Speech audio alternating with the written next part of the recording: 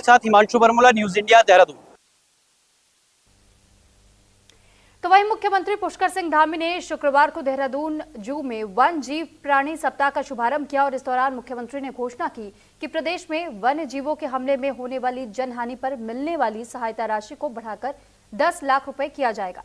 मुख्यमंत्री ने यह भी कहा है कि राज्य की लगभग 14.77% भूमि, 6 राष्ट्रीय उद्यानों, 7 वन्य जीव विहारों और 4 संरक्षण आरक्षित क्षेत्रों में इसी रूप में संरक्षित है, जबकि पूरे देश में यह अनुपात मात्र 5.27% है।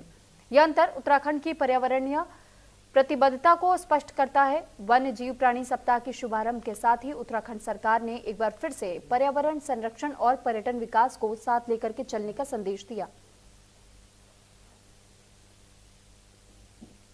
उत्तराखंड वन्य जीव की दृष्टि से, पर्यावरण की दृष्टि से और क्षेत्रफल के घनत्व की दृष्टि से अगर देखें तो पूरे देश में हमारे राज्य का स्थान पहले स्थान पर आएगा, जहां हमारा 70% से अधिक भूभाग वनों से आच्छादित है। यहाँ पर नेशनल पार्क हैं, अन्य हमारे वन्य जीव क्षेत्र हैं, बड़े बड़े वन हैं। तो यहाँ पर वन्य जीवों की संख्या भी अत्यधिक है और हमारा वन्य जीव सप्ताह प्रारंभ हुआ है। उसके दृष्टिगत बीच बीच में हमारे यहाँ मानव वन्य जीव संघर्ष भी हमेशा होता रहा है। उसके कारण से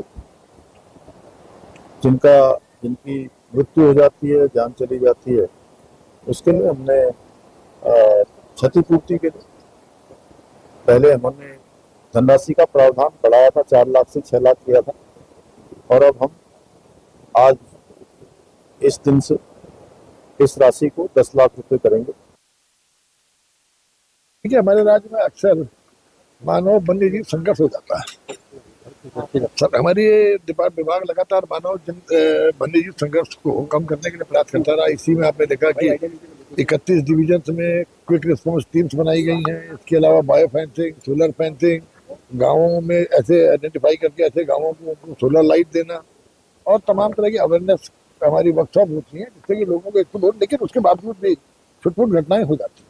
और ऐसी छुटपुट घटनाओं में जब ये महसूस किया कि पहले 4 लाख दिया जाता था तो लच्छीवाला में वन्यजीव सप्ताह जब मना रहे थे तो मांग की गई थी तो 6 कर दिया था मुख्यमंत्री जी ने, तो 6 किया था। और आज वन विभाग की मांग थी, बहुत समय से महसूस कर रहे थे कि ये थोड़ा सा लोगों को ये सहारा सा मिल जाए, क्योंकि मानव जीवन की तो कोई कीमत नहीं होती, लेकिन दुर्भाग्य से अगर कोई चला गया तो उसके परिवार को अगर थोड़ा ऐसी राशि मिल जाए जिससे कि वो उसको थोड़ा सा आंसू पूछना काम कर सके, तो हमने 10 लाख की मांग की थी। और मैं आभारी हूँ मुख्यमंत्री जी का कि मुख्यमंत्री जी ने 10 लाख रुपए मुआवजा राशि करने का जो आज घोषणा की।